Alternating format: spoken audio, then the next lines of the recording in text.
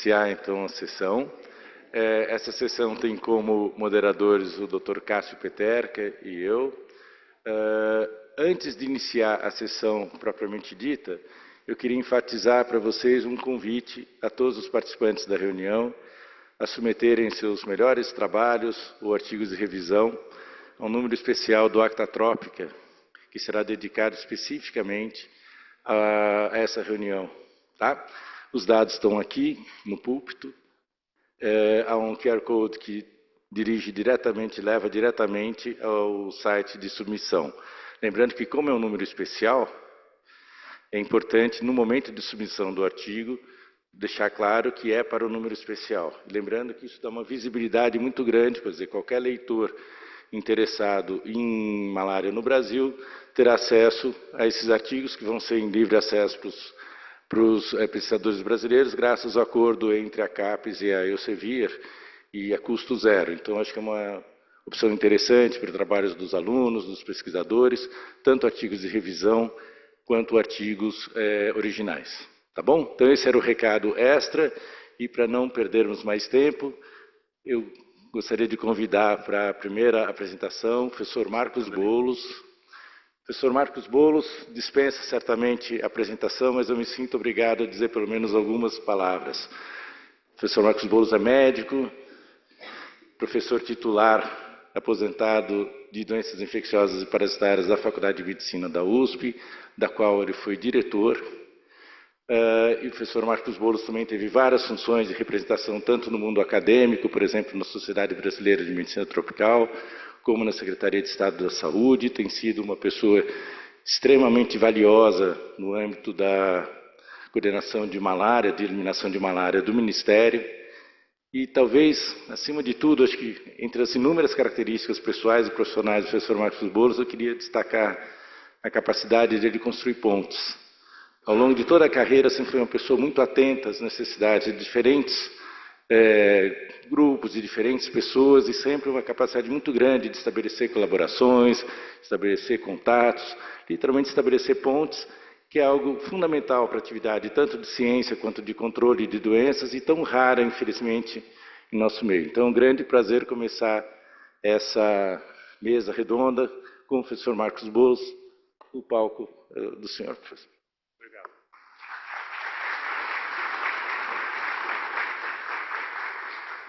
Bem, obrigado, Marcelo. Obrigado pelo convite aos coordenadores do evento. É muito bom estar aqui. Nós participamos desse evento de malária desde o início, né? Com Cláudio no primeiro, eu no segundo, coordenação, já fazem quantos? Quase 30 anos, né? Provavelmente, que começou esse grupo de malária. E a gente perde, e a gente faz questão de esquecer mesmo, porque senão o tempo passa muito rápido e você não percebe. Bem, eu fui convidado a falar um pouco sobre como foi que aconteceu a história da malária, da erradicação, até onde nós chegamos agora. Eu vou dizer que essa revisão é uma revisão pessoal.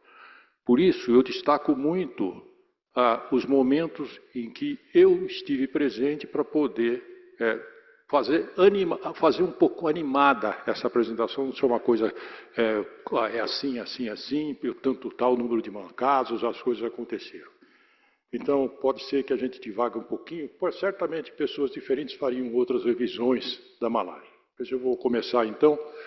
Então, como é que não vai para cá? Então, é para cá. Bom, esse vocês vão ver, certamente já foi mostrado, esse gráfico pelo Alex, mostra exatamente o que aconteceu com a malária desde o início da década de 60 até agora. Ele fala da serra, que é coisa, mas veja o seguinte, nós não tínhamos praticamente malária, ou muito poucos casos. Há quanto? 50, 60 até agora? Há 60 anos atrás. O que aconteceu? Porque estima-se que nós tínhamos de malária 6 a 8 milhões de casos em 1950. Em 1960 nós não temos nada. Como isso aconteceu? Então, vamos começar reduzindo, voltando um pouquinho mais à história da malária. Esta aqui é a usina elétrica de Itatinga. Hoje ela está em Bertioga. Antes não existia Bertioga, era Santos. Ela começou a ser construída, essa usina, em 1905. O que aconteceu? A usina teve que ser interrompida por os casos de malária que aconteceram lá. Mas o que é importante, por isso que eu trago, que a situação ficou crítica a ponto de interromper as obras e aí aparece Carlos Chagas. Oswaldo Cruz, quando ele voltou da França, do Instituto Pasteur, onde ele fez a sua formação, a sua bacteriologia, ele foi para Santos, em 1899, por uma epidemia de peste. E em 1899 mesmo, ele foi para o Instituto Soroterápico Federal, que depois ficou o Instituto Oswaldo Cruz, o nome dele, lá no Rio de Janeiro. E o recém-formado Carlos Chagas, em 1903, chega nesse instituto. E Carlos Chagas tinha uma característica: o trabalho de fim de curso dele foi Estudos Hematológicos da Malária. Então, quando chega em 1905, 2 anos depois de formado, Carlos Chagas é enviado para esse processo. E o que ele fez? O combate ao mosquito é uma curiosidade. Ele foi a primeira pessoa que destacou que o anofilino, após o repasto, pousa na parede.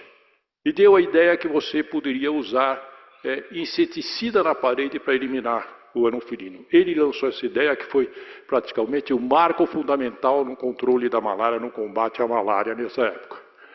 Ele fez a drenagem de áreas alagadas, organização sanitária de canteiros de obras e proteção dos trabalhadores, através de horário, medidas de proteção. Estes dados, o episódio virou referência mundial no controle da malária. Para mostrar o que um menino, naquela época, 2 anos de formado, fez, qual a importância, a capacidade dele, 2 anos depois, 1907, ele foi para também tentar eliminar o surto de malária na construção da estrada de ferro central do Brasil, em La Sance, Minas Gerais, de onde ele é originário. O ano seguinte, ele percebeu na parede, não um anofilino, mas um triatomínio. Dissecou o triatomínio e encontrou o tripanosoma, que ele pôs o nome de Cruz em homenagem ao Oswaldo Cruz, tripanosoma Cruz. E 1 ano depois, a menina Berenice, 2 anos, vai lá com febre, achando que é malária, encontra o tripanosoma, e aí vem a história de Chagas, da doença de Chagas. Bom, vamos pular algumas décadas e vamos para o Anopheles gambiae. Em 1930, é introduzido no Rio Grande do Norte o Anopheles gambiae, que foi certamente o vetor mais faminto de sangue, que ele pega a malária com a Anopheles gambiae, é explosiva. Tanto é que de 37 a 40 ocorreram 100 mil casos com 20 mil mortes no Nordeste brasileiro, que era Rio Grande do Norte e Ceará. Enterros sem acompanhamento, igrejas sem tocar sinos para as mortes. Grande parte da população ficou doente ao mesmo tempo, com redução drástica da força de trabalho, paralisação das atividades agrícolas, crise de abastecimento local. Nas regiões mais atingidas, Rio Grande do Norte e Ceará, abandono de vilarejos, as pessoas fugiam das áreas mais afetadas, desorganização familiar, muitas famílias perderam múltiplos membros, aumento da pobreza e perda de trabalho e renda. Houve uma confusão para tentar controlar o Anopheles gambiae, uma confusão política que é muito própria do nosso país. Eles não conseguiam se dedicar e saber o que fazer. Por isso, foi chamado, veio ajudar o Fred Soper. Fred Soper era da Fundação Rockefeller, que conhecia bem os trabalhos de malária antes. Depois ele acabou indo para a Organização Pan-Americana de Saúde. Ele foi um dos membros que até fez o programa de erradicação da malária. E que ele empregou uso de inseticida, eliminação de criadouros, vigilância intensa. A erradicação foi em 1940. É um marco importante, porque em 1941, por causa disso, foi criado o Serviço Nacional de Malária no Brasil. Ele tinha por objetivo controlar o mosquito transmissor, campanhas de prevenção, tratamento de doentes e mapeamento das áreas endêmicas. Vejam bem, foi por causa desta criação deste grupo que nós podemos até explicar por que teve tanta diminuição da malária, dos milhões de casos para pouco de 60, como nós vamos ver já já. Este aqui, por exemplo, é uma carroça transportadora de compressão de vibes, que é utilizado para expurgo domiciliar durante o processo no Ceará. Bom, erradicação. Em 1948 é criada a Organização Mundial de Saúde, após a Guerra Mundial. Você já tinha sido sintetizada a cloroquina, já se usava o DDT nas paredes, então você tinha armamentos para tentar acabar com a malária, segundo a empresa. Então o sonho da erradicação ele fez assim: controle do vetor, diagnóstico e tratamento, vigilância epidemiológica, estruturação dos serviços de saúde, campanhas de organização em fases, a fase de ataque, fase de consolidação e fase de manutenção, cooperação internacional, fundamental e educação sanitária. Nisso se baseava. Eu não vou ficar lendo tudo isso, porque senão meu tempo vai disparar rapidamente, né? Bem, o que aconteceu? Que nós tínhamos estimados 4 a 6 milhões, alguns falavam em 8 milhões de casos de malária no Brasil. A Organização Mundial de Saúde lança o programa em 55, porém, a campanha de erradicação, o Brasil assina só em 1965, quando a malária estava subindo. Quer dizer, antes do Brasil assumir a erradicação, a malária estava menor do que depois da erradicação. Então, o que aconteceu? Redução de 50 para 50 a 100 mil casos em torno de 10 anos. Isso é difícil a gente até acreditar que possa ter ocorrido. Mas lembra-se de uma coisa: nesta época, a malária era fundamentalmente urbana. Então, obviamente, se você trabalhar com todos os critérios, era mais fácil de eliminar. Bom, como nós chegamos lá? As primeiras ações estruturadas começaram na década de 50, criação do grupo de trabalho de erradicação e controle, em resposta às diretrizes da Organização Mundial de Saúde, com apoio de organismos internacionais em 58. Já se realizava controle com a experiência de erradicação da Anófelis gâmbia, pelo Serviço Nacional de Malária, uso de inseticida, drenagem das áreas alagadas, ampliação. E aqui tem um indivíduo, que nós estamos vendo aqui, chamado Mário Pinotti, que também fez um projeto que é a distribuição do sal cloroquinado. Ele misturava a cloroquina com sal de cozinha e distribuía para toda a comunidade amazônica. Até eu ponho aqui ele, o Cláudio não está aí, mas é para lembrar que ele era também aí nesse momento uma reunião da Academia Brasileira de Medicina, que o Mário Pinotti era membro e o Cláudio até presidiu posteriormente. Bom, o sal cloroquinado é isso aqui. O que acontecia? As pessoas adoravam o sal cloroquinado, se falava naquela época com o pessoal de campo. Até pessoas, me lembro do Edmundo Juarez, da Faculdade de Saúde Pública, que foi um coordenador do programa de malária no passado, ele falou: isso que salvou vidas. Porém, o sal, o que acontecia com o sal cloroquinado na Amazônia? Umidade, a cloroquina depositava e ficava amarelada e com gosto amargo. A comunidade pegava o sal em cima e jogava a cloroquina para fora. Obviamente, a resistência apareceria como todos nós falamos. Se diz que a resistência, a primeira publicação da resistência foi em 1961, na Colômbia. Mas em 59 nós já tínhamos resistência na área de Rondônia, na fronteira com a Bolívia. Eu vi isso num relatório da organização do programa de erradicação feito pelo pessoal da SUSEM, em que ele mostrava a resistência em 59, mas ele não permitia. Falou: não quero publicar isso, isso é coisa de academicista. Eu não sou acadêmico, não acho que tem que publicar, e tirou da minha mão para mostrar, mas isso é próprio. Bom, nessa época, onde se tinha malária? Não se tinha malária. Onde era a região de transmissão? Não sei o que tinha. Tudo isso aqui. E vocês veem que aqui, inclusive, no sul, sudeste. E passa um pouquinho de tempo, a transmissão começa a ocorrer, como nós vimos, em áreas da Amazônia, Pará, Maranhão e Santa Catarina. Em Santa Catarina, nós vamos dizer, mas é uma coisa especial que eu vou comentar rapidamente. Bem, a década de 70, eu vou chamar de década do Pará. Programa, o que aconteceu? Em 70, houve um programa de integração nacional, que o Brasil precisava assumir a Amazônia. E o que fez naquela época os governos militares? Eu lembro que em São Paulo, o ministro Delfim Neto foi na USP e falou: nós vamos ter que investir num trabalho em Marabá, que é onde a USP tinha os campos avançados. Por quê? porque a construção da Transamazônica levou a conflitos enormes de população, repercussões. E a colonização da Amazônia, que o presidente Emílio Garrastazu Médici falou, a Amazônia é uma terra sem gente e o Nordeste é uma gente sem terra. Então o pessoal começava a chegar na Transamazônica, ou do Nordeste, principalmente cearenses no início, e o pessoal, olha, você desce 5 quilômetros desse lado, a terra é sua. O INCRA que fazia isso. Você desse lado, 10 quilômetros. Então ficou um momento que, quando a gente perguntou para o Delfim Neto, e a malária quando você quer investir no projeto econômico lá em Marabá, naquela época? A malária é um problema do Ministério da Saúde, falava. E não precisa dizer que explodiu. Os projetos, a construção da PA-70, que liga Marabá. Marabá é uma área de segurança nacional, porque foi nesse local que ocorreu a guerrilha do Araguaia. Então, existia, nós chegávamos lá no campus e nós éramos praticamente acompanhados por pessoas que a gente desconhecia para gravar o que nós estamos fazendo, que eles achavam que da USP viriam guerrilheiros. Então, nós tínhamos esse problema. Aí tem o rio Tocantins e o rio Itacaiunas, que respeitavam Marabá. E eu fiquei impressionado quando cheguei para lá, que tinha malária sem parar. E eu pegava, vamos pôr os alunos discutindo com os médicos lá. Os médicos podem trazer. Aí os alunos chegavam uma fila de pessoas com malária. O que o senhor tem? Tenho febre, tá bom. Cloroquina e primaquina vai embora.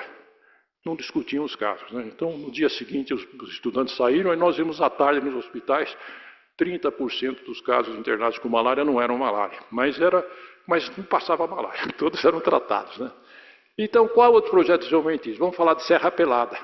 Eu aqui trago eu não fui em Serra Pelada, que era uma área de segurança, mas são os garimpeiros, as fotografias do Sebastião Salgado, que ficou algum tempo lá, e no Gold que ele publicou, era um formigueiro humano, como ele mesmo falava. As pessoas corriam de um lado para o outro, brigavam, não tinha malária lá dentro porque o exército não permitia, mas se morria muito por brigas por causa do ouro. Os garimpeiros, era uma coisa impressionante. Depois eu vou ter que correr mesmo, que eu vi que se eu continuar falando assim não vai acabar nunca. Serra dos Carajás, a maior usina de ferro do mundo. E o mundo, então o que aconteceu? As pessoas pegar trabalho porque você tinha ferro ou você tinha outros minerais, que estava se construindo uma passagem, e mais ainda a usina de Tucuruí, que era uma usina hidrelétrica no rio Tocantins, que exatamente era feito pela Camargo Correia. Nós fomos lá na tentativa de ajudar no controle da malária. Na usina não tinha malária, até porque era impossível. Eles se fechavam lá dentro e eram divididos em 6 categorias. Quem conhece como são feitas esse tipo de usina pela Camargo Correia, e as pessoas eram por categorias, ao refeitório de categoria, alojamento por categoria. Claro que quem estava na categoria suprema eram os engenheiros, porque era uma usina hidrelétrica. O médico estava na 5 e ia descendo. Mas a gente não conseguia tratar em Tucuruí, porque eles só financiavam tratar lá.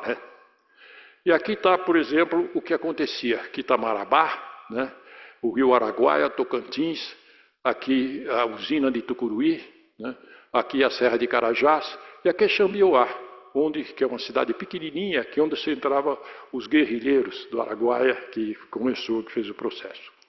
Vamos passar para 70, 79. Aí entra no projeto, entra Rondônia, que não estava aqui até agora. Tinha lá, eu que errei aqui, então está aqui. Então Rondônia começa a estar, então eu vou chamar a partir daqui a década de Rondônia. Rondônia, em 1970, tinha 111 mil habitantes. Em 1991, 1,1 milhão de habitantes. Multiplicou por 10 a população de Rondônia. O que aconteceu? Como isso aconteceu? Aumento explosivo ocorreu por abertura da BR-364, Cuiabá-Porto Velho, e migração em massa, especialmente sul-sudeste. Essa é a estrada. Veja só, 77, Vilhena, fundado.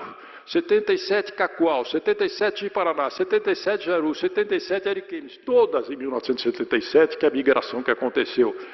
Aqui nós tivemos ainda 83, Rolim de Moura, 88, eu pus aqui também Machadinho do Oeste, porque quando aconteceu isso eu estava lá, então eu acabei visitando essa região naquele momento, ficando por lá. Eu falo um pouquinho mais depois, se der tempo, mas aqui vai.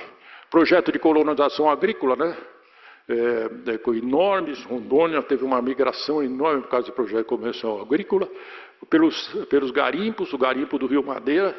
Vocês veem aqui esses tubinhos, parte deles era para aspirar o ouro, mas tinha um tubinho menor em que era o oxigênio que o mergulhador fazia. Então ele aspirava areia e quando vinha tinha ouro. Se tinha muito ouro, eles cortavam e o mergulhador ficava lá, porque existia a divisão do ouro. O mergulhador ficava com 50% do ouro que aspirava. Quando tinha muito ouro, eles apagavam o mergulhador, né? Isso aconteceu com frequência, a gente via isso lá, né? Bom, e depois o Semetron. O Semetron, eu só conto aqui rapidamente, porque tem alguma coisa. Quando eu fui lá pelo Polo Noroeste, pelo Banco Mundial, para avaliar o impacto da construção da BR-364 com a malária, né, da coisa. E até teve comigo, uma das pessoas que eu levei foi o Aloysio Segurado, que hoje atualmente é reitor, ele também esteve lá com a gente. Mas eu fui chamado pelo Secretaria de Saúde que eles estavam querendo criar um hospital de malária. Era uma reunião para ter com o CNPq. Nós tivemos essa reunião e foi o financiamento, houve esse hospital. E esse hospital foi, de uma certa maneira, a gente pegava os médicos que estavam lá e visitava toda essa região da 364. E a gente ficava referência, discussões pediam, porque que vinha da USP, o pessoal lá respeitava mais, essas coisas todas. E foi nessa época que o professor Ney Camargo e o Luiz Debrando Pereira da Silva procuraram buscando um lugar para trabalhar. Eu sugeri aqui porque estava construindo um hospital novo, né? E um ano depois, chega o jovem Marcelo Urbano Ferreira, como recém-formado Marcelo, né, o coordenador aqui da mesa, que chega lá e foi picado pelo P1, como eu, há uns 20 anos antes, pela malária, e ficou na malária, o Marcelo, né? Então, eu acabei até, nesse momento, eu acabei indo para pedido do Debrando, eu estava indo para o Congresso de Malária em Amsterdã, acabei indo a Paris para mostrar para o grupo dele Rondônia, e ele acabou vindo para cá, né? Tive ainda vocês veem que a malária, o que aconteceu, de 80 a 88, ela foi de 59 para 278 mil casos de malária. 50% da malária do Brasil estava em Rondônia. Nós tivemos uma reunião com o governador falando, olha, precisa fazer alguma coisa. E ele, por acaso, aconteceu que naquela mesma época estava acontecendo malária em Guarujá, São Paulo. Nós tínhamos tido 5 ou 6 casos de malária, isso ia todo dia no Jornal Nacional. Mais um caso de malária no Guarujá. Ele fala, pô, você vem falar para mim, você que vem de São Paulo, você todo dia sai no jornal, nós estamos aqui 300 mil casos, ninguém fala nada, né? Bom, aí nós pulamos isso aqui só para dizer que aquele de Santa Catarina que ocorreu. Isso aqui é a bela São Francisco do Sul, em Santa Catarina, cercado de matas, e a malária não passaria. Aí houve um ministro da Saúde que falou assim, precisamos acabar com a malária em Santa Catarina.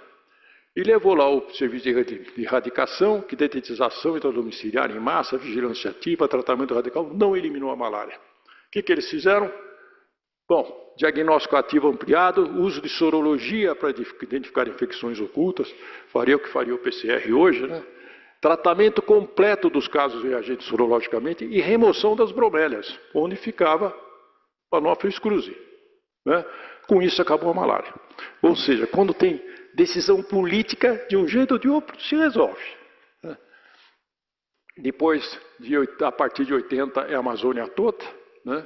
Então, aqui houve uma explosiva incidência, tivemos 630 mil casos em 99, e aí houve uma reunião com o ministro da Saúde, o Pedro Daoso esteve presente, foi coordenado pela Rita Barradas, amiga do Serra, que era o ministro da Saúde, falou, ministro, você vai passar pela história como o ministro que permitiu que a malária chegasse a 1 milhão de casos no Brasil.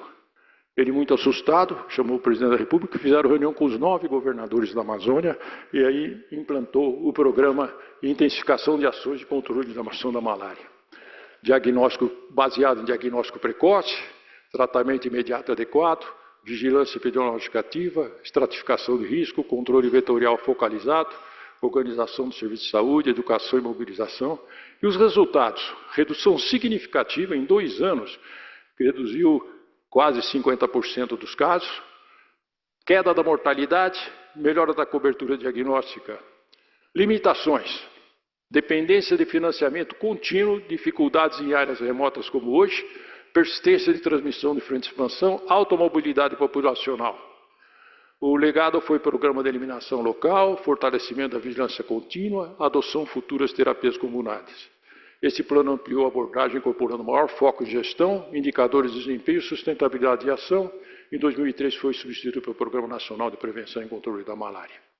Bem, isso a gente tinha visão nessa hora de Santarém, que estava numa região de uma alta explosão de malária, que é a região de Jacareacanga, onde você tinha aldeias indígenas, e o famoso garimpo do rio Crepuri, lá em Itaituba, que era um garimpo dos mais antigos e em regiões indígenas, onde os índios também trabalhavam e trabalham hoje. Ali está onde que aconteceu, nessa região, as regiões indígenas, o que aconteceu, né? E depois, aí vamos passando rapidamente os que acontece em seguida, 2010, 2003 a 2009, 2010 a 2009, até que chega... As figuras não modificaram muito a partir de então, né? E chega um momento, por que nós temos problemas de eliminação? Malária e mudanças ambientais. Cada 1% de aumento de deflorestamento, 6% de aumento de malária no mês subsequente. Trabalho publicado agora em 2024, né? 24 é isso. Bom, não consigo chegar a 25. Bom, um problema. Quando nós estávamos em 2003, a malária fundamentalmente em região rural. A região indígena e garimpos chegava a 7%. Agora, mais de 50% é região de garimpo, né? E garimpos ilegais. Um aumento de 1% na área de mineração, associado a aumento de 24% de casos mensais de malária nos Yanomamis.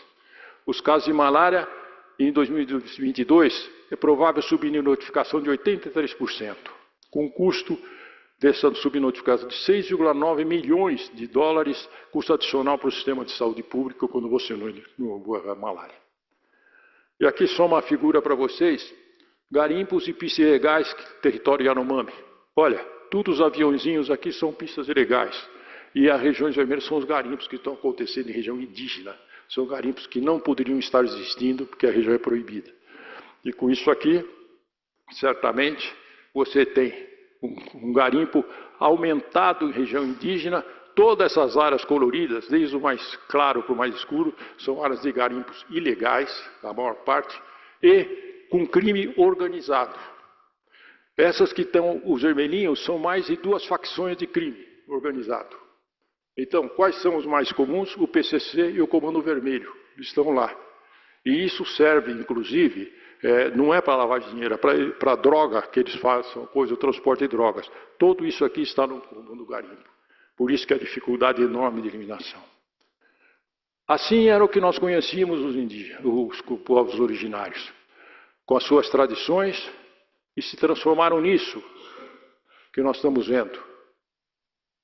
Com os garimpos, arrasado a região florestal, com doenças, desnutrição e mortes, com a malária levando a um processo, com o garimpo levando o ouro, levando ao processo de garimpo.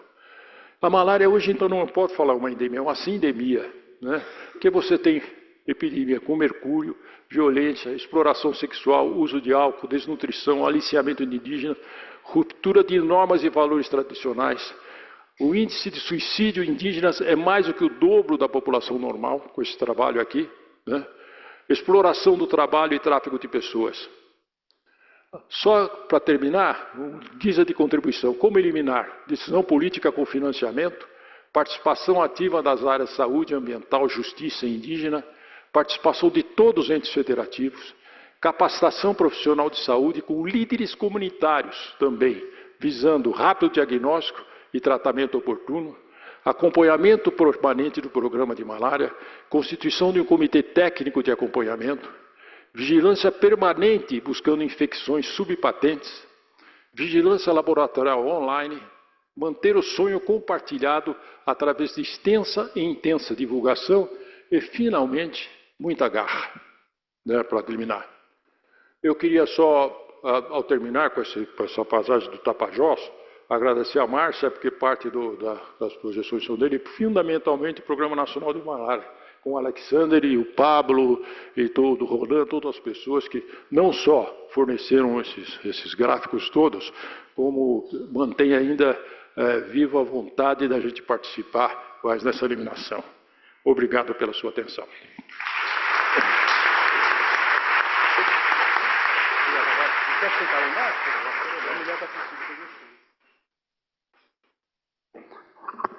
Bom dia, mais uma vez. Obrigado, professor Marcos.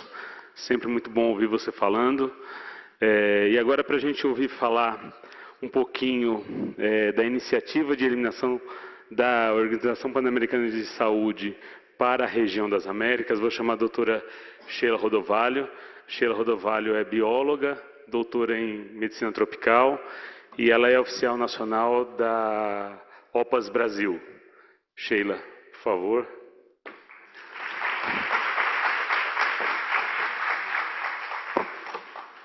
Obrigada, Cássio. Obrigada, Carol. Obrigada, Daniel, pelo convite, pela proposta. Nós mudamos um pouco a proposta da apresentação, porque a proposta aqui também é apresentar que a OPAS não vislumbra somente a eliminação da malária, mas nós temos uma agenda toda de eliminação de doenças. Então, a gente precisa pensar que eliminar a doença, quando a gente fala, a gente precisa ter o engajamento dos gestores das políticas. Eu lembro muito bem, quando eu entrei no programa de malária, a discussão Pedro Tawil, Cláudio Ribeiro, Marcos Bous, se a gente não envolver a parte política, nós não temos o processo de eliminação. E como que a gente convence gestores? Quando a gente fala em dinheiro. Então, quando a gente pensa aqui, por exemplo, quando a gente gasta, um investimento de $1 para eliminar doenças negligenciadas, a gente tem um retorno de $25. Então, se a gente pensa em quantas pessoas a gente está tratando para eliminar doenças negligenciadas, tuberculose, cada $1 a gente tem um retorno de $30 a $115 de investimento, ou seja, pessoas saudáveis trabalhando, podendo trazer retorno para o governo. Então, vacinas também, então quanto que a gente retorna? Quando a gente pensa em relação a acabar com HIV, a gente tem um retorno de 24 bilhões. A questão socioeconômica também, os impactos socioeconômicos, então a gente tem esse retorno de 16 bilhões de dólares. Quando a gente imagina acabar com essas doenças e falar, quando a gente vai falar isso, quando cada pessoa de um governo ou da academia, a gente tem que ter esse discurso, mostrar para aquele gestor que aquele gestor vai ter aquele retorno muito maior do que o gasto que ele está tendo. Não é? Mas as Américas, por que a gente está trazendo essa proposta de eliminação de outras doenças, principalmente na região das Américas? As Américas mostram, historicamente, que é possível eliminar vários agravos. A gente tem aqui que a América é pioneira na eliminação de várias doenças, entre elas o sarampo, rubéola, doenças preveníveis por vacina, mas também nós temos em outros países doenças eliminadas de transmissão vertical, malária, filariose, oncocercose. Então, um rol de doenças, eliminação da transmissão vertical do HIV. Então, a gente tem essa possibilidade, as Américas, a região das Américas mostra que é possível e nós podemos ser pioneiros nisso. Então, a OPAS vem, em 2019, com essa proposta da eliminação de um rol de 30 doenças. Então, quais seriam as linhas de ações? A gente precisa fortalecer os sistemas e as entregas dos sistemas de saúde, fortalecer os sistemas de saúde e os sistemas de vigilância. Quando a gente faz o link com a Estratégia Técnica Global de Malária, também mostra que quando a gente tem que eliminar, os sistemas de vigilância eles têm que ser fortalecidos. Acessar também questões ambientais e sociais. Sem essa avaliação que o Dr. Marcos Boulos coloca aqui e mostra no final da apresentação dele, se nós não entendemos o contexto ambiental e o contexto social, a gente não vai conseguir eliminar a doença. E é uma questão heterogênea. Não é a mesma coisa eu falar dos Yanomami e eu falar dos Munduruku, ou eu falar de ribeirinhos e falar de garimpeiros. São situações determinantes sociais completamente diferenciadas. Temos também que trabalhar, né, a preparação e outras linhas de ação. Então, nós precisamos fortalecer a governança. Temos também que dar seguimento no curso de vida das pessoas. Essa é uma grande proposta. A gente precisa tentar avaliar desde o início mulheres, gestantes, grávidas, também adultos e crianças e idosos. Todas essas etapas do ciclo de vida são importantes quando a gente pensa em cada tipo de doença. E também a gente precisa pensar nessa fundação de direitos humanos, equidade de gênero, né, e populações em situações de vulnerabilidade. Se nós não tivermos essas linhas de ação, tudo isso interligado, a gente consegue eliminar o problema pontualmente, mas ele vai retornar. Nós precisamos identificar isso. A OPAS, então, tem uma lista até 2030 de 30 doenças e agravos também relacionados a questões ambientais, né? Nós temos aqui várias, a malária está dentro desse rol de propostas, porque não é necessariamente até 2030 todas essas doenças estarem eliminadas em todos os países, porque isso não vai ser factível nesse momento. Mas existem, aqueles países podem selecionar aquele rol de doenças que até 2030 eles conseguem ter essa eliminação. A gente precisa ter um mandato integrado. A gente precisa tentar entender o que é possível fazer. Então, um exemplo aqui, né, essa iniciativa da eliminação da transmissão vertical, onde a gente precisa mostrar que podemos trabalhar com doenças integradas. A gente pode fazer isso, a gente tem que trabalhar isso, desculpa. Então, se a gente não pensar em serviços de saúde, pesquisas que pensem de uma forma integrada, a gente não vai conseguir atingir esse objetivo. Então, o mandato da OPAS para essa iniciativa da eliminação é eliminar até 30 doenças transmissíveis e outras doenças relacionadas até 2030. Né? Precisamos, então, integrar os sistemas de serviços de saúde, a questão também da governança, trabalhar com guias, com frameworks, com roteiros para cada doença, mas também tentar integrar isso. E também ter uma mudança. A gente precisa passar dessa mentalidade de controle para eliminação. E é isso que a gente já vem advogando aqui, né, para o programa de malária, mas pensando no rol de todas essas outras doenças. Então, quais seriam, né? Então, a OPAS vem trabalhando nesse roadmap, nesse caminho com os países para fazer essa abordagem do programa da iniciativa de eliminação, juntar isso, os governos pensarem. Estamos conseguindo. O primeiro que a gente tem aqui, né, formar questões interprogramáticas. Não adianta somente a saúde estar implicada no processo de doença. Nós temos outros setores que devem estar implicados nessa questão da doença. Nós temos também que avaliar doenças que podem estar relacionadas em sua transmissão. Por que eu vou trabalhar só com malária se eu posso, dentro de uma ação, avaliar todos os outros agravos? Eu tenho um exemplo, se eu vou para uma área indígena, eu vou ver a questão de malária, por que não tungíase, por que não geoelmintíase, por que não oncocercose, por que não tracoma? Então, a gente tem que pensar não só em caixinhas, é possível fazer isso, é possível ter essa integração. Né?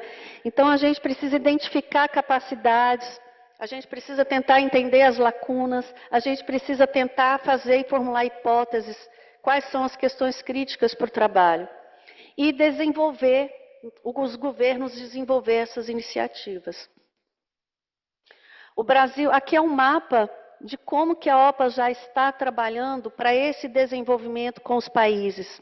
É uma advocacia, nós temos um setor, uma área da iniciativa de eliminação que converge todos os outros agravos de doenças transmissíveis e também de determinantes da saúde, determinantes ambientais e sociais. Então, a gente tem alguns países que já têm os seus planos de integração de eliminação, né? Então, temos o Brasil, temos Colômbia, estamos trabalhando com outros países que estão fazendo seus planos, seus programas, né?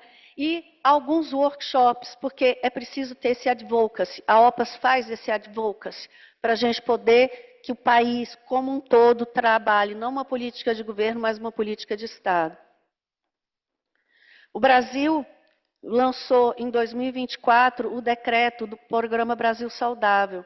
O Programa Brasil Saudável, ele dá um start aonde nós temos um rol de doenças transmissíveis com a questão da vulnerabilidade social. Ele foi um grande exemplo, porque depois do Brasil veio a Colômbia. Então, a Colômbia, no ano seguinte do plano, ele trabalhou também com seu rol de doenças, mas também construiu o seu plano de eliminação integrado. Aqui, o Panamá também tem essa proposta, essa abordagem. Então, o que fica aqui, uma mensagem é que não necessariamente a gente vai conseguir colocar todas as doenças no pacote, mas quais são as mais viáveis para aquele momento?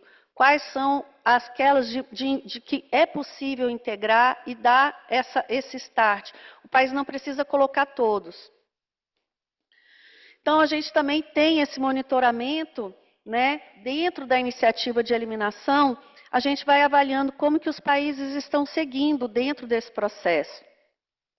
Então, aqui nós temos o site, né, da iniciativa de eliminação, onde tem vários dashboards, e nós também temos best buys, para a questão da gestão, para cada doença, para cada agravo, qual é a problemática, como que deve ser conduzido, quais são as metas principais, indicadores que são necessários para a gente poder abordar esse processo. Tem aqui, então, esse é um dashboard, né, que a gente vem aqui fazendo essa avaliação do progresso entre países, né, e também quais são os indicadores, né, e metas que a gente quer atingir. Então, a gente vê aqui, né, uma lista dos agravos que estão aqui, é só vocês pegarem e poderem acessar. E ele vai mostrando, né? Então, aqui a gente pode aqui avaliar os países, quais são, né?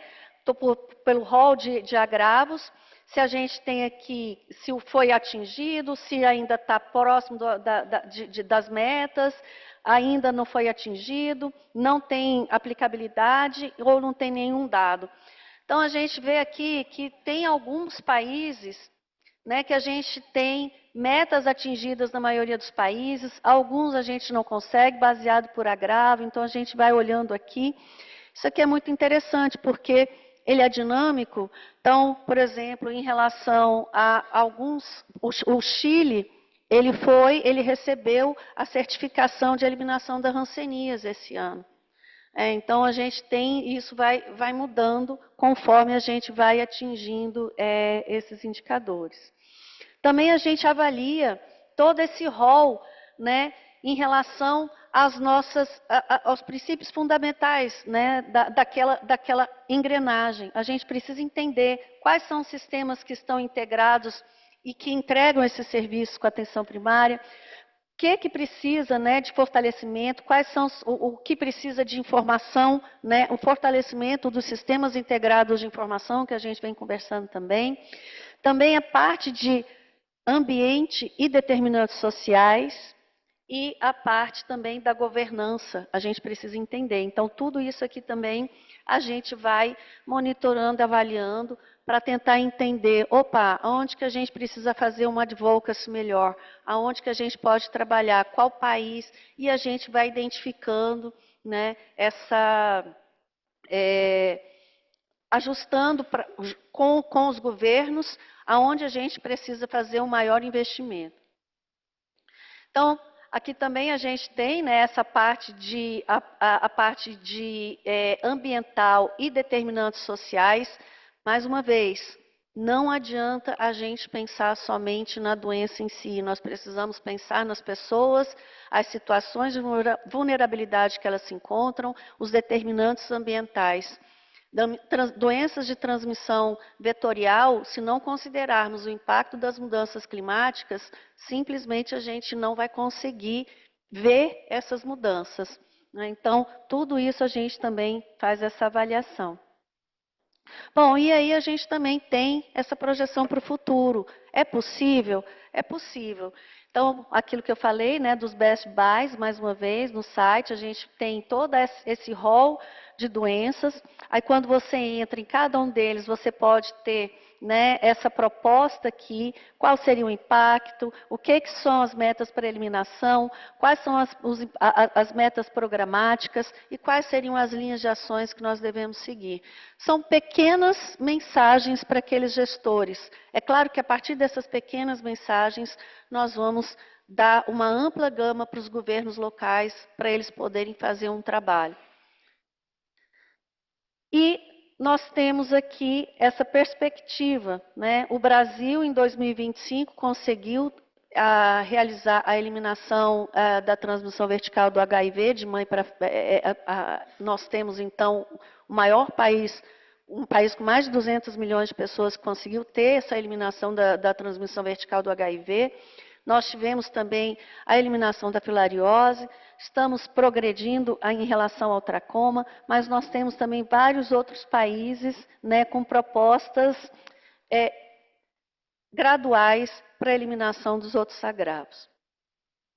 Queria agradecer mais uma vez essa possibilidade, essa proposta, para mostrar que a malária está dentro de um pacote, mas que nós trabalhamos com essa proposta integrada e é possível a gente tentar trabalhar dessa forma, pesquisa e serviço. Muito obrigada mais uma vez pelo convite.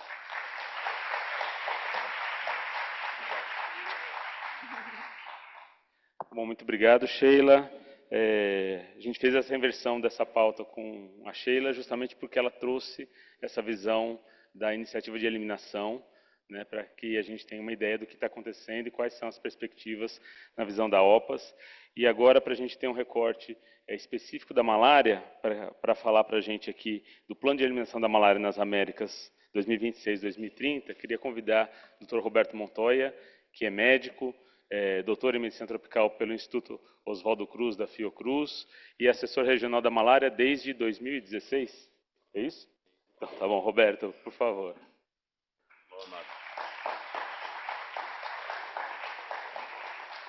Muito obrigado, Cássio. Eu quero agradecer muito a Daniel, Ana Carolina e ao comitê organizador, Marcelo, por ter incluído esta apresentação. Para mim é tremendamente importante a oportunidade de compartilhar com vocês e com esta comunidade científica de malária o plano de ação dos próximos 5 anos da OPAS. Então, para mim, valoro muito a oportunidade. Muito obrigado. Uma honra compartilhar esta sessão com o Dr. Marcos Bulos, com a Sheila, com a Márcia. Então, estou muito contente de estar aqui com vocês. O plano de ação de eliminação da OPAS para os próximos 5 anos. Primeiro, falar um pouco dos logros da região. Já são 5 países de 2018 certificados como países livres de malária pela OMS. E a certificação do Suriname, o ano passado, não pode passar assim. Só é um hito, um logro importantíssimo da saúde pública. É o primeiro país amazônico que elimina malária. O Suriname é pequeno, mas é do tamanho de um estado brasileiro. Então, imaginem ustedes o que seria eliminar malária num estado brasileiro, com as mesmas complexidades. População indígena, garimpo, população dispersa, e o Suriname eliminou malária. É uma demonstração de que é possível eliminar malária na Amazônia. Temos que estar olhando sempre para essa experiência do Suriname. Mas temos mais países chegando lá. Na América Central, a Costa Rica está muito perto. O ano passado, com muitos poucos casos autóctonos. O México, estive lá há um mês. Quando eu fui lá, estavam com 4 casos de malária no país. Um país gigantesco, que já teve malária, muita malária.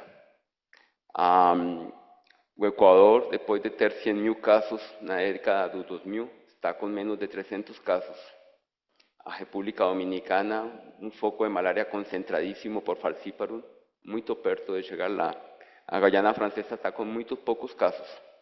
A OPAS, nós acreditamos que neste plano de ação para o 2030, vamos ter mais 5 países eliminados, ou seja, 3 anos sem transmissão. É possível. O México teria que chegar hoje, este ano, a 0 casos. A Costa Rica também. Mas estão fazendo muito bem. E podemos chegar a ter outros países, de repente não com 3 anos sem transmissão, mas pelo menos 2 anos, ou 1 ano, 6 meses, continuados, sem malária. Pelo menos mais 2, da região do continente. Porém, o grande desafio é a Sudamérica. O grande desafio é Sudamérica e Haiti. Haiti também. Eu vou falar depois de Haiti. Essas gráficas aqui mostram como chegamos naquele patamar dos 500 mil casos. Aí, ano 2015, 2014, a gente continua estagnados. O problema é a região amazônica, a região do Pacífico colombiano, o garimpo, a situação indígena. Mesmo assim, nós achamos que a região pode reduzir em 50% a malária para o ano 2030. Algumas pessoas falam para mim que é uma meta pouco aspiracional. Eu acho que é realista. Pode ser muito maior para a P. falciparum. E muito importante aqui, reduzir malária, eliminar malária em um número muito grande de municípios. Muitos municípios de Colômbia, Venezuela, Brasil, Peru poderiam chegar em 2030 com malária eliminada ou com interrupção de transmissão. Em P. falciparum, umas situações muito optimistas, na minha opinião.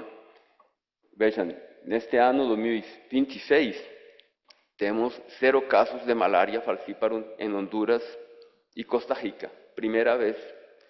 Este ano 2026, toda a região de Centroamérica está mais perto do que nunca para eliminar malária por P. falciparum. Já não tem malária falciparum em Guatemala, não tem em México, não tem em Panamá. Estamos chegando lá. Então, essa eliminação de P. falciparum é importantíssima, não só é importantíssima para a região toda. E é possível. Na Amazônia temos também dados muito positivos em termos dessa possibilidade de eliminação de P. falciparum.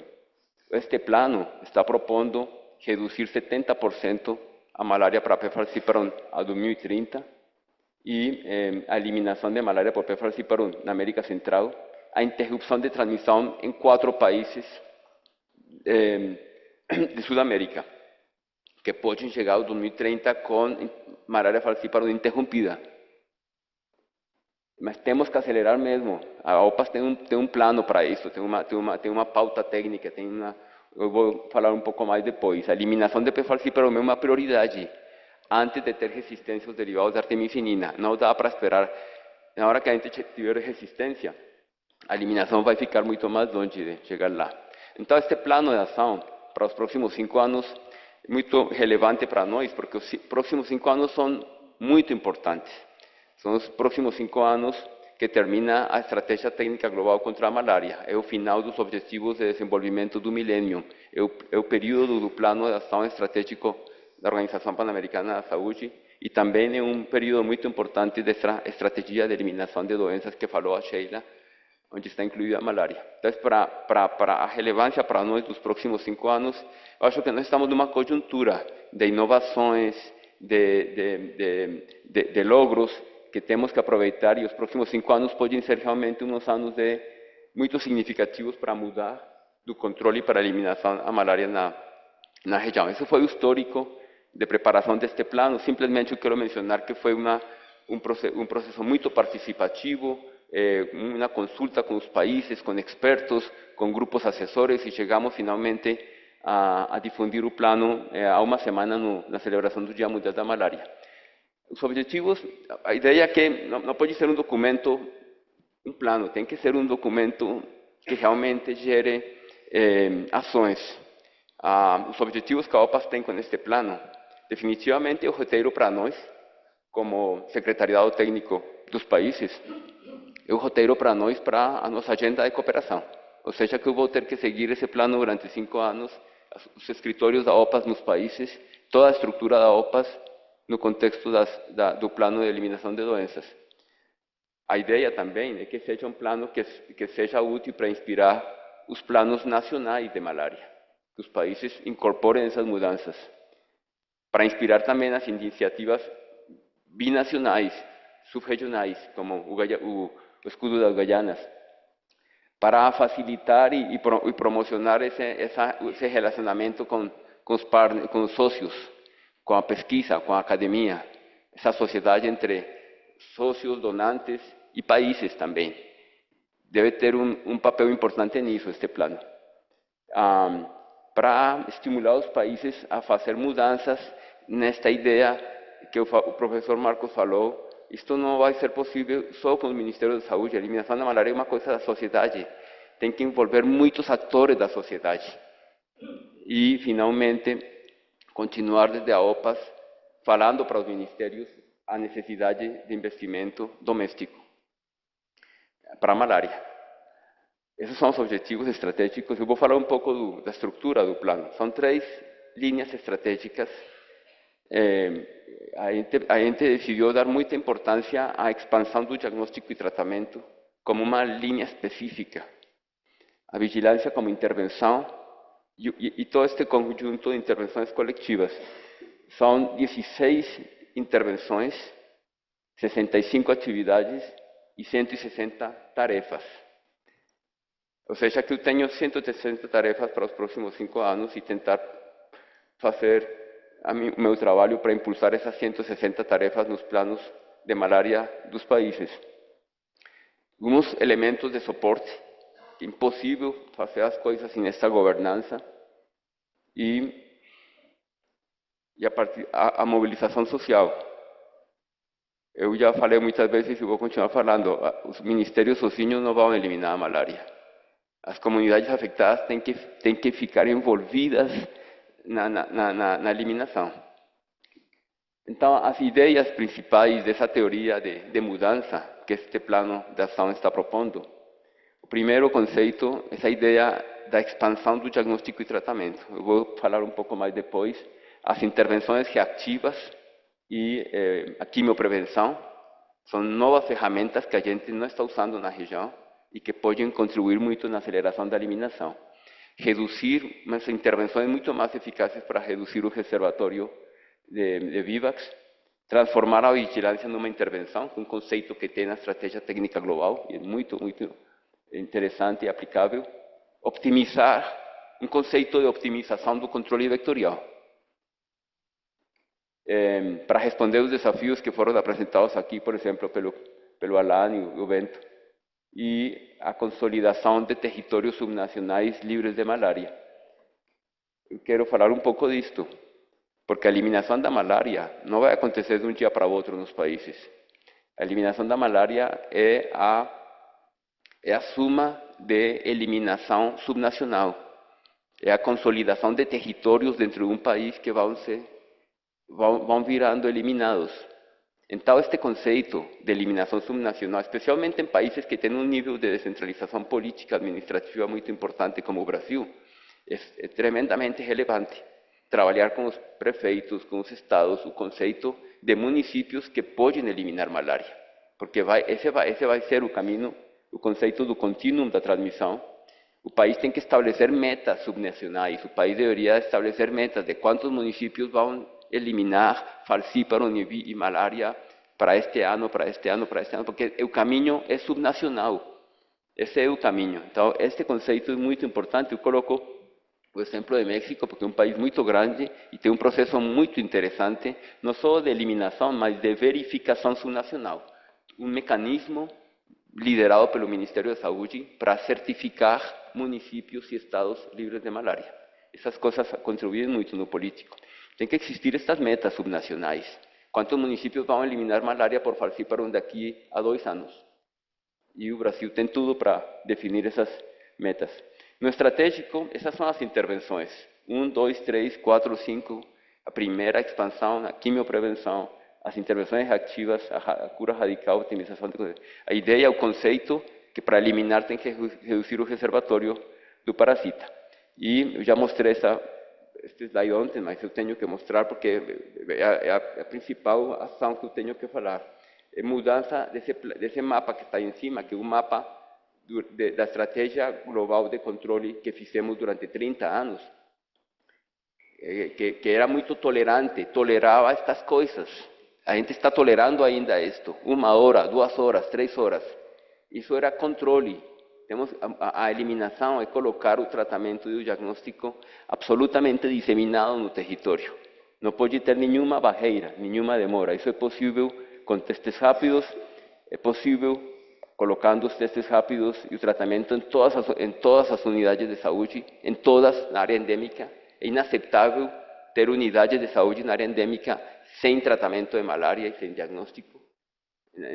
Tendo testes rápidos desde há mais de 25 anos, cada dia são melhores.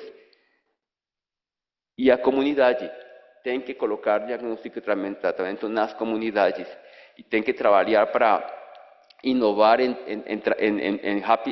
testes rápidos e tratamentos que sejam cada dia mais simples, melhores, com mais segurança, efetivos, simplificados, esquemas para que possam ser usados. De repente eu imagino isto diferente que outras pessoas. Eu imagino um diagnóstico e tratamento absolutamente em mãos das populações afetadas. Isso precisa de inovação, mas pode ser feito com as coisas que estão disponíveis agora. Nesse conceito, a distribuição, a logística de distribuição é um dos principais desafios. Aí tem muito território para inovar. Por exemplo, estas ideias dos drones nessa Amazônia gigantesca, onde os gastos em aviões e em helicópteros são gigantescos para um país como o Brasil. E exemplos de inovação. Então, essa primeira linha estratégica tem muitas coisas, não dá para eu falar tudo isso aí, é simplesmente para mostrar um pouco a estrutura, a integralidade da abordagem que o plano está pretendendo impulsionar, mas tem, no meio de tudo isso, tem todas estas coisas que falamos já no evento, né? Tem a necessidade de acesso a melhores tecnologias em diagnóstico, em tratamento, sem dúvida está incluído na linha estratégica de vigilância, como de fazer da vigilância uma intervenção. O conceito do DTIR, que é o conceito de resposta muito rápido, não parar no tratamento, detecção reativa de casos, em resposta aos casos. Isso tem que ter muita inteligência, muitos conteúdos que estão definitivamente definidos no plano. Esta linha tem muito conteúdo a respeito da necessidade de análise local. A malária é uma coisa que não tem que ter muita capacidade local para adaptar as intervenções. Este é um exemplo, um exercício que foi feito em Manaus. Eu fui convidado pela Mirna e pelo Ministério a semana passada, um assentamento em Manaus, o exercício de tentar entender as dinâmicas de transmissão, onde que deveria estar colocado o diagnóstico, o tratamento. Isso é fundamental. Essas coisas estão incluídas todos nestes conceitos do plano. Nesta linha também tem muitas outras, até 32 tarefas. Então, tem o conteúdo, por exemplo, a vigilância sentinela por laboratório, que foi falado aqui muito já, essas atividades relacionadas para integrar uma rede como uma rede regional que contribua para essa vigilância de riscos e para essa vigilância epidemiológica. A linha 3 é intervenções coletivas. A gente colocou o controle vectorial junto à quimioprevenção. No conceito de intervenções coletivas que precisam muita planificação, precisam muita avaliação para estar se reformulando. A gente tem já uma nota técnica em PAHO para orientar os países a implementar a quimioprevenção, com um roteiro, passos para essa quimioprevenção. Então, a gente tem que apoiar mais os países para implementar esses passos. Não é para fazer a administração massiva os equipos locais, é para o Ministério de Saúde ter um grupo de expertos orientando concretamente quais situações poderiam se beneficiar.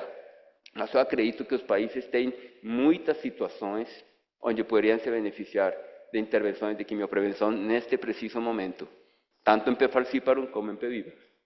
De repente mais em falciparum. incluir aí também o conceito de intervenções coletivas impedidas.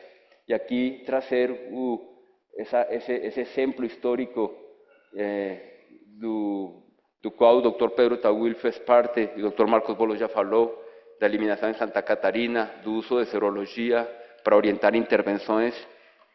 Ideias geniais, fantásticas, e agora estão felizmente sendo incorporadas por outros pesquisadores neste projeto de usar serologia. E aqui na reunião escutamos já experiências muito boas brasileiras neste mesmo sentido. Eu acho que a gente tem que andar para este tipo de intervenções que combinem a intervenção individual de expandir diagnóstico e tratamento com intervenções coletivas para reduzir o reservatório. Eu acho que essa fórmula pode ser a fórmula final de autoimpacto em PVIVAX na região, mas tem que combinar com a expansão. Então, esses conceitos estão todos incluídos no plano. No que tem a ver com o controle vetorial, a importância das inovações, o exemplo aqui dos emanadores espaciais, mas em geral um conceito de optimização que foi proposto no plano e ainda temos que aterrissar e construir com cada país. Optimização tem a ver com coisas concretas. A palavra é muito bonita, mas tem que ser concreta, especificamente optimizar nestes 4 pontos. Valorizar muito a aceitação. A aceitação da intervenção é uma coisa que virou pouco reconhecida. E o Ministério pode gastar milhões em mosquiteiros e perder grande parte desse investimento se não existe aceitação. Mas não é um tema mesmo de comunicação nem de educação, muito mais complexo do que isso. Então, a aceitação pode virar um critério de priorização, por exemplo. Essas coisas estão todas incluídas nos conceitos do plano. Finalmente, o suporte, a governança, importantíssima, o chamado da ação para uma ação política. O Brasil é um exemplo destes tipos de decisões e temos que impulsionar isso com todos os países e chegar lá na eliminação com toda a vontade política. Este capítulo aqui também do suporte tem a ver com a capacidade da OPAS juntar os países, o tema subregional. Essas situações, como o escudo guianês, não pode ser abordado país por país, tem que ser mesmo uma coisa conjunta, porque o tema da malária fronteiriça é um grande desafio. Tem muitas prioridades que não dá para colocar numa parte específica do plano, então são cobertas em diferentes pontos. Eu já estou pronto para terminar. Estas coisas todas que vocês conhecem têm que estar prioritárias nesse plano, mas não estão sendo cobertas por distintas partes do plano. O plano explica isso. E um exemplo de aceleração da eliminação de P. falciparum. Outro é a malária indígena. A malária indígena precisa ter a maior atenção. A gente tem esta nota técnica com intervenções concretas de aceleradores para eliminar P. falciparum. E é completamente possível acelerar a eliminação de P. falciparum na Amazônia. Esta parte de governança tem a ver muito com o que foi feito, promovido por vocês, Ana Carolina e Daniel, com esta reunião. Justamente isto, promover alianças, promocionar o simpósio ontem da Gates, por exemplo, promocionar essa aproximação de donantes com a academia, com o Ministério da Saúde. Isto tem uma parte fundamental do plano, eu acredito completamente. E, finalmente, este eixo transversal da mobilização social. Eu acho fundamental. O Dr. Marcos falou disto. E tem muitos atores. Eu acho que eu sou muito positivo, tenho que ser positivo. Acho que vamos chegar lá. Eu acho que este foi o lema que foi para o Dia Mundial da Malária, que a gente celebrou o sábado. Nós podemos chegar lá. Eu tenho certeza que a região pode fazer, e especialmente este país. O Brasil tem tudo para fazer. Já demonstrou muitas vezes. Então, eu quero passar essa mensagem e muito obrigado.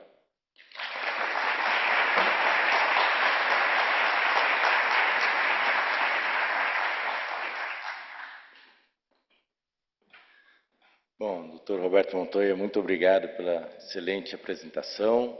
Nós passamos agora, então, para a professora Márcia Castro. Olá, Márcia, bom dia. eu vou fazer uma brevíssima apresentação. Então, a Márcia também é uma dessas pessoas que dispensa apresentação para a imensa maioria de vocês, mas é sempre importante lembrar que a Márcia é brasileira, ela é formada em estatística pela Universidade Estadual do Rio de Janeiro, fez o seu mestrado em Belo Horizonte, no CEDEPLAR, na área de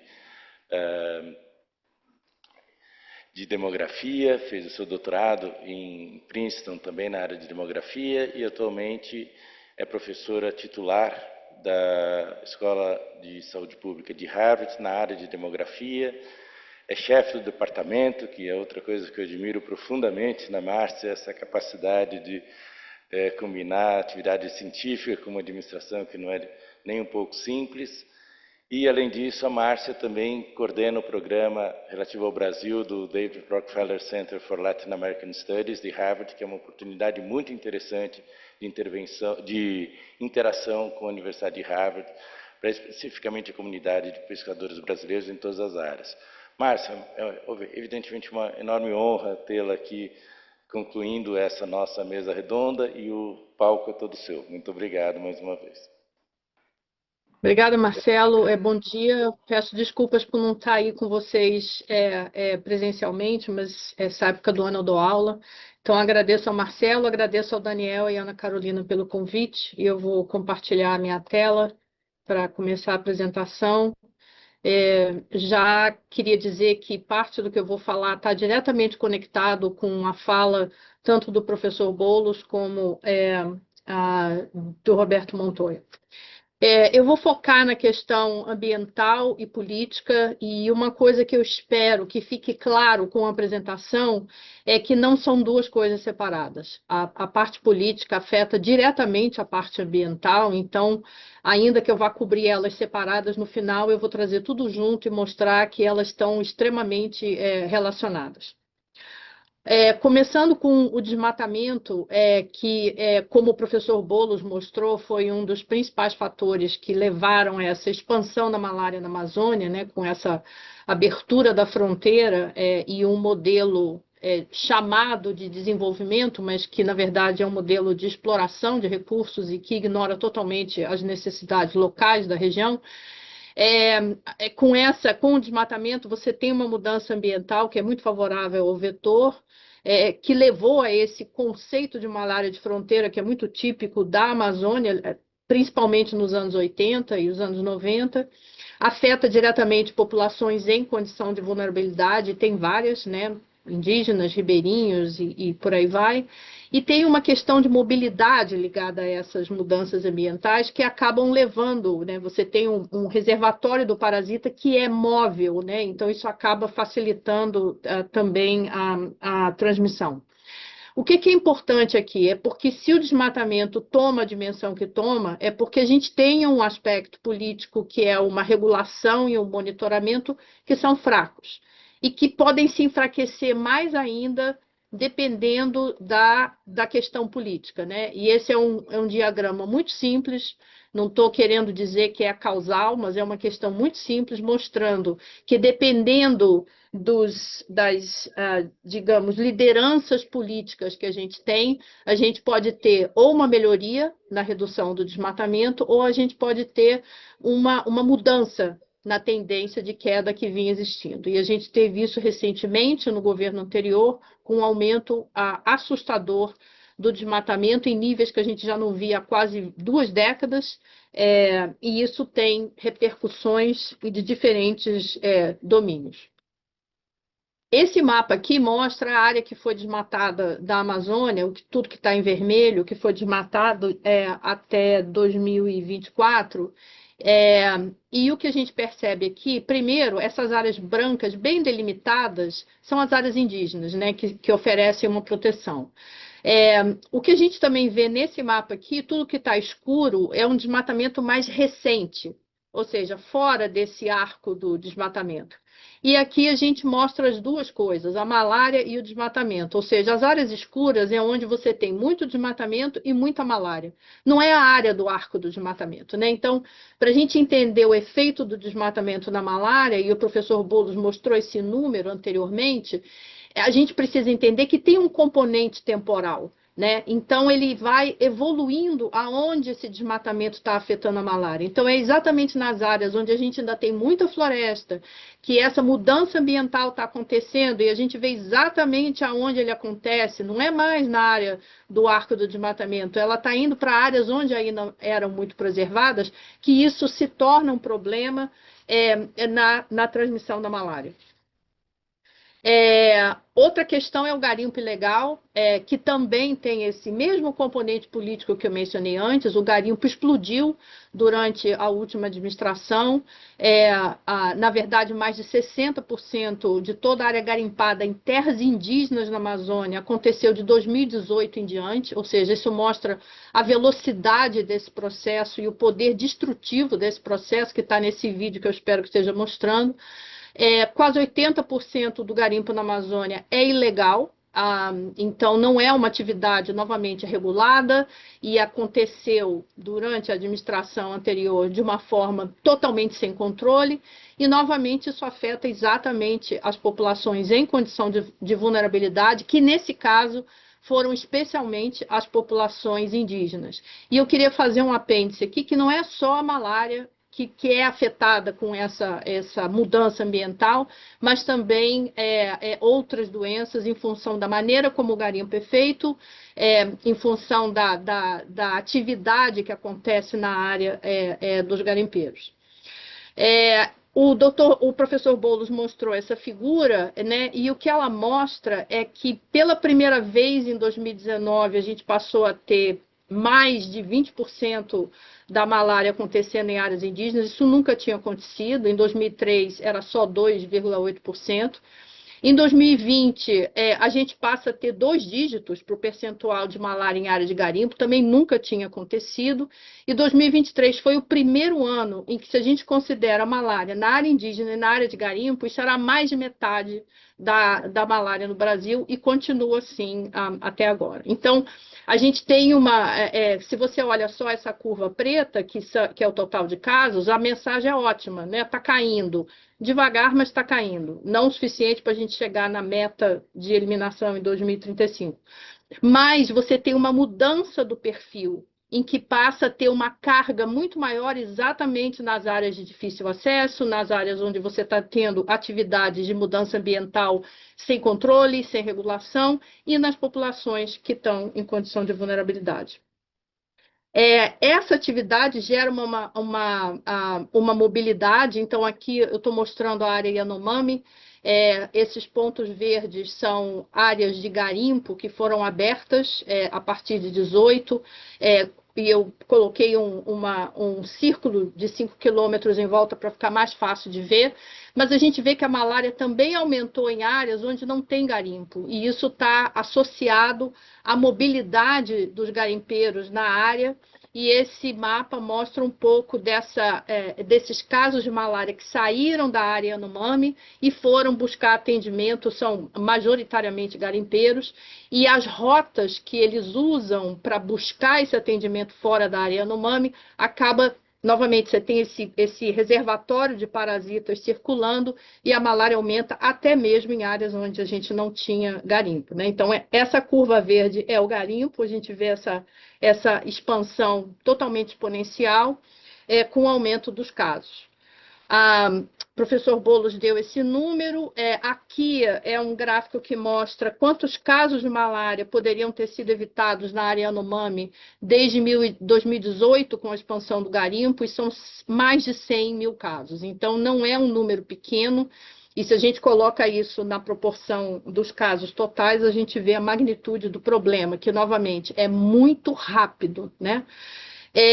E o que é importante? O professor Boulos mostrou esse mapa, é que parte desses garimpos, eles são controlados pelo crime organizado, pelas diferentes facções que, infelizmente, entraram na Amazônia. Já há disputas por território, e todas as áreas em laranja, aí a gente vê uma sobreposição com áreas indígenas, né, na cabeça do cachorro, aqui na área Yanomami, você tem mais de 2 facções, ou seja, há disputas, a disputa pelo controle e, infelizmente, também por algum desses garimpos, né? Então, talvez vocês se lembrem, uma área indígena na área Yanomami que eles saíram atirando. Isso era o crime organizado. Nesse caso, era o Comando Vermelho. Então, esse é um problema, novamente, começa com a falta de regulação, o momento político que deixa a expansão acontecer sem controle, o efeito direto do garimpo na malária, mas a coisa é muito mais complicada quando você vê o controle em que está acontecendo. Eu vou voltar nisso no final. O terceiro aspecto ambiental são os eventos extremos, a gente precisa falar sobre isso, né? Aqui são duas fotos de Manaus, na seca de 23 e 24, as piores secas já registradas, que aconteceram mais cedo do que esperado, numa magnitude nunca observada. Quando a gente pensa nisso, tem dois tipos de efeitos. O efeito direto desses eventos, que basicamente o que eles fazem é mudar a expansão geográfica de onde acontece malária. Então, você pode ter áreas onde não havia transmissão e passa a ter, e áreas onde tinha transmissão e você passa a ficar mais raro a transmissão acontecer. E você pode ter uma intensificação da malária onde já acontecia, uma diminuição onde já acontecia, ou pode não acontecer nada, né? Então, esses são os efeitos diretos, que é basicamente a expansão, a área geográfica da transmissão e a magnitude da transmissão. Mas os efeitos indiretos são extremamente importantes. Por quê? Porque eles afetam o acesso. Então, as centenas de comunidades ficaram totalmente isoladas, sem acesso a nenhum tipo de serviço de saúde ou insumos durante esse período de seca. Isso pode afetar a qualidade do serviço prestado. Você pode ter interrupção do serviço se o evento extremo, por exemplo, é uma cheia e você pode ter uma destruição de uma unidade de saúde. Ou seja, todos os efeitos indiretos são extremamente importantes para a gente também pensar como isso pode afetar o programa de controle. E aí eu quero trazer um exemplo, que é uma análise em que a gente mediu o efeito dos eventos de El Niño e Laninha, que são eventos bem específicos na transmissão da malária, e de forma geral, se a gente só olha para os grandes números na Amazônia como um todo, a gente observa menos malária. Mas, novamente, um número para a Amazônia não faz o menor sentido, porque a Amazônia é muito grande. E aqui o que a gente vê? Na primeira linha, é a mudança na transmissão do malária durante a laninha para cada trimestre do ano. Tudo que é verde você tem menos, tudo que é vermelho você tem mais casos. E na linha de baixo é o El Niño. Então, o que a gente percebe? Ainda que no número total a gente possa ter menos casos, tem áreas que vão observar uma intensificação na transmissão. Então, essa informação detalhada é absolutamente importante para a tomada de decisão local. E isso vai em direto encontro ao que o Roberto Montoya mencionou há pouco nas estratégias de eliminação. Novamente, quando a gente pensa na seca que aconteceu, esse é um mapa de setembro de 24, em que praticamente todos os municípios da Amazônia apresentavam algum grau de seca. E os que estão no vermelho mais escuro são áreas que ficaram isoladas mesmo, em que a população não tinha acesso a nada. Por que eu estou mencionando isso? Porque a gente ainda, infelizmente, não tem, por exemplo, protocolos do que fazer em momentos de seca, em momentos de cheia, antecipar o problema e tentar minimizar os efeitos quando eles acontecem. Então, a seca de 23 e 24 deixou muito claro o despreparo e as ações que ainda são muito reativas e não proativas, e, portanto, a gente não consegue minimizar o problema. Bom, indo para a questão da política, tem várias coisas que eu queria mencionar aqui, que eu acho que são importantes da gente pensar. Bom, a primeira coisa quando a gente pensa em desafio político, é que instabilidade política pode acontecer em qualquer lugar. Pode acontecer dentro do Brasil, mas pode acontecer fora do Brasil, com repercussões para o Brasil e outros países. Acho que o exemplo clássico é o que aconteceu na Venezuela. Não foi só a questão da malária, mas foi outras condições que também teve, enfim, países no entorno das Américas também sofreram as consequências devido a um êxodo populacional que aconteceu nessa região. Na parte sul da Venezuela, numa área onde é muito rica em garimpo, também teve uma expansão no garimpo que se relaciona com tudo que eu falei antes, né, da destruição ambiental. E quando a gente pensa na instabilidade política, tem toda a questão da fronteira, né? Essas coisas não ficam limitadas no contexto onde elas estão acontecendo, mas elas têm consequências além disso. E aí, o que isso faz com o programa de controle? Você pode ter uma redução do financiamento, você pode não ter equipamento, não ter remédio, não ter nem pessoal para trabalhar. Então, novamente, se você não tem uma preparação para momentos de crise, isso pode representar um colapso no controle e uma reversão de ganhos conquistados, como que a gente viu no caso da Venezuela. Tem toda uma questão de liderança política, de conseguir pensar no longo prazo, que infelizmente é algo que os políticos geralmente só pensam no curto prazo, né? No prazo que é o seu mandato, não além disso. E a gente precisa pensar no longo prazo, por quê? Porque para você ter ações que sejam resilientes e sustentáveis, principalmente quando você está exposto a crises, como crises que podem ser políticas, mas crises de clima também, se você não tem um plano já se preparando para antecipar o problema de forma sustentável, você vai estar sempre apagando o incêndio, mas não prevenindo a casa de pegar fogo. Então, essa ideia de ser resiliente e no contexto da Amazônia, isso envolve muitas coisas, incluindo todas as dificuldades que já existem de acesso, por exemplo, e isso é fundamental nessa reta final da eliminação. Se a gente não tem ações já pensando nisso, quando você tem uma crise, tudo piora muito, e a gente já viu esse filme em 23 e 24. Pensando exatamente nessa coisa de planejar, o Brasil está numa posição melhor do que muitos países, para falar a verdade. A gente tem sistemas de alerta de desmatamento, hoje em dia eles são diários. A gente tem, em breve, eu espero que até o final do ano esteja disponível um sistema que a gente conseguiu fazer de alerta semanal de garimpo. Então, você passa a ter informações que permitem essa tomada de decisão a nível local e a nível rápido. A coisa está acontecendo e você consegue responder de forma rápida antes que uma expansão da transmissão tenha sido implementada. Claro que para isso acontecer é preciso que haja um comprometimento político, né? Isso foi mencionado aqui antes. O doutor Boulos mencionou que é preciso ter garra, né? Então você precisa ter comprometimento político, para que a coisa aconteça e para que as ações não acabem quando a transmissão começa a diminuir, que é outro desafio, e a gente já viu isso acontecer antes também. São muitas prioridades competindo com recursos da saúde, e no momento que a malária começa a cair, você pode ter um relaxamento das ações. Então, essa visão da importância de sustentar essas ações, ainda que a malária esteja caindo, isso também faz parte desse comprometimento político. E acho que uma coisa que também é importante são as colaborações internacionais, né? Então, esse é um exemplo. Essas são rotas do narcotráfico na Amazônia.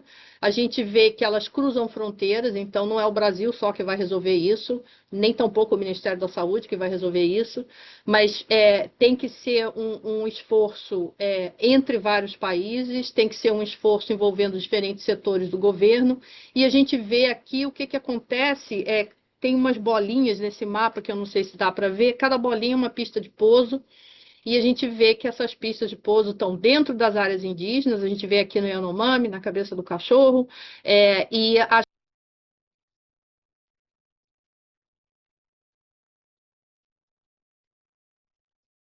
falando de sustentar populações que vivem e que são as populações que estão nessa área muito antes do Médici falar que era uma área sem população. Então, assim, isso mostra que, na verdade, os desafios ambientais, eles são, em si, também desafios políticos. A gente conseguiu reduzir o desmatamento agora. Será que isso vai ser sustentável? Depende muito do que vai acontecer, né? Então, a gente tem eleição esse ano, então eu espero que a gente não volte para uma situação em que todos os ganhos que a gente está tendo e a gente está conseguindo reduzir a malária sejam perdidos, né?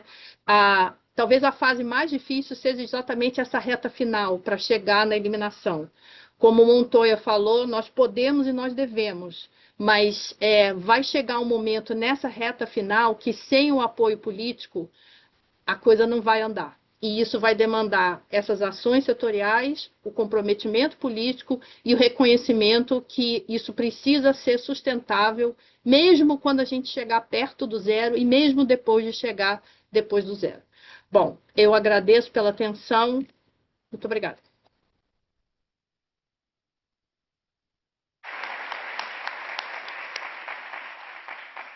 Márcia, muito obrigado, foi muito bacana.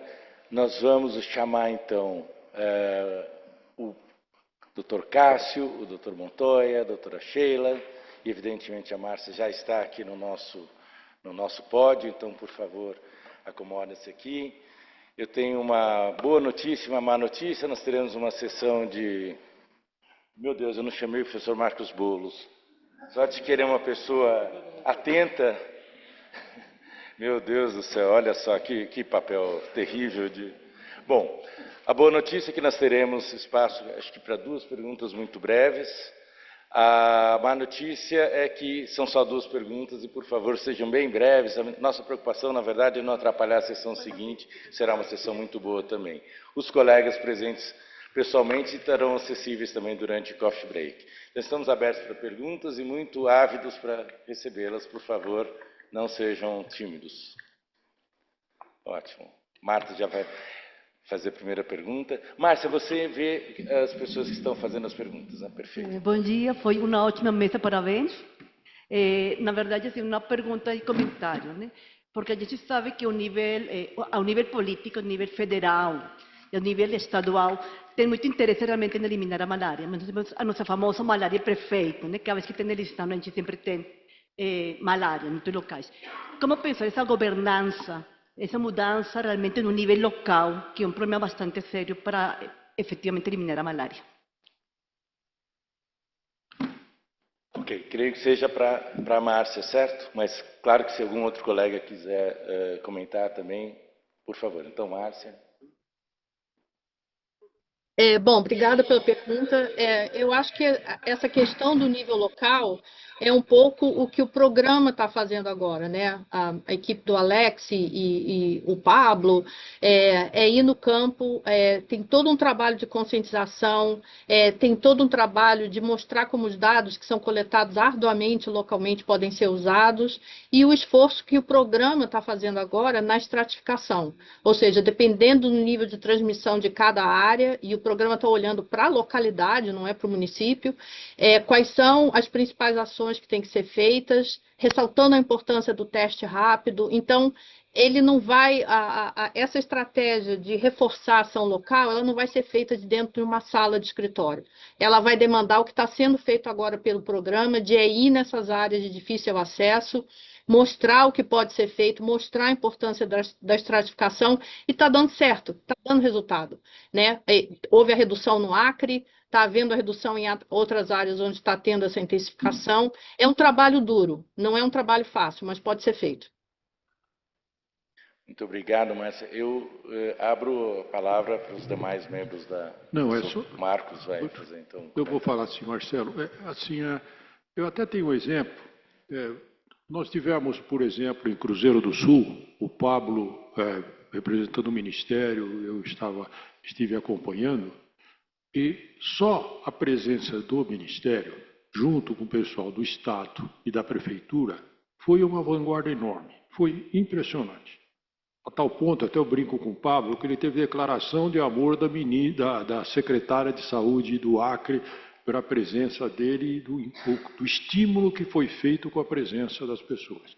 Ou seja, não dá para trabalhar só o município. Tem que haver uma correlação dos poderes, município, Estado e federação. Estimulado pela federação, porque é ela que dá os insumos para você fazer o diagnóstico e o tratamento. Então, ou seja, tem que haver uma decisão centralizada inicialmente e chegar na ponta. Mas não adianta chegar na ponta e você não ter os meios para você resolver a situação. Nós vimos lá aquelas águas que precisavam ser drenadas e a saúde não resolve isso. Então você precisa ter uma correlação muito mais forte, mas precisa ter uma decisão política forte, um financiamento e estar lá. Se não estiver lá, como a Márcia falou, não vai acontecer nada. Né? Ok. Sheila, por favor.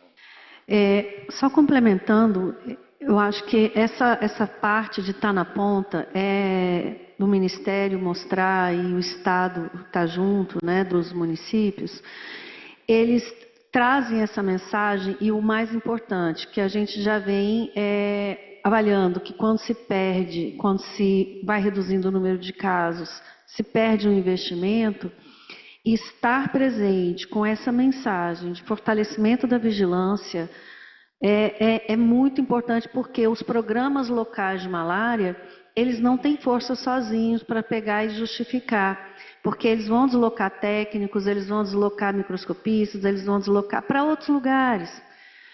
Quando você tem essa avaliação local, essa avaliação de dados nos 3 níveis, e quando um sugere, por favor, vem aqui e ter essa visibilidade, é importante, porque se deixar de investir, retorna, e a gente já viu.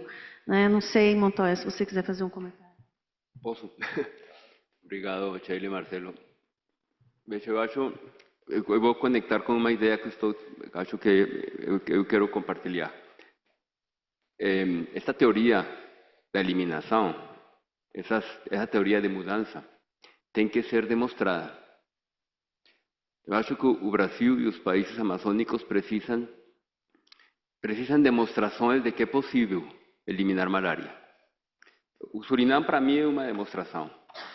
Mas acho que o Brasil precisa se demonstrar a estratégia. A questão técnica não está 100% resolvida. Não é uma coisa só de governança e decisão política. Temos perguntas técnicas. Então, a questão técnica tem que ser resolvida. Resolvida a questão técnica é replicar e replicar. Eu imagino que uma coisa que estávamos falando ontem no jantar, nós, a decisão do país, do Ministério, de selecionar umas áreas demonstrativas com essa governança multinível que precisa, que é, no caso do Brasil, federação, Estado, município, academia, uma série de atores, e organizar uma intervenção perfeita, que seja a demonstração de que é possível, tendo a intervenção perfeita, numa área controlada, local, nesse laboratório de saúde pública, que pode ser um município, uma calha de um rio, não tem que ser gigantesco. Não precisa ser gigantesco para demonstrar. Uma calha de um rio. Começa a replicar. Então, eu queria fazer esse chamado um pouco, uma provocação, porque eu acho que é uma coisa pragmática, concreta, absolutamente factível no Brasil. Tem tudo para fazer demonstrações locais. Aí entra muito a questão de governança também, né? Muito obrigado. Eu passo, então, para o Dr. Cássio Peterka fazer algumas considerações finais. Bom, obrigado, Marcelo. Queria agradecer a todos aqui que estiveram presentes, aos nossos conferencistas também.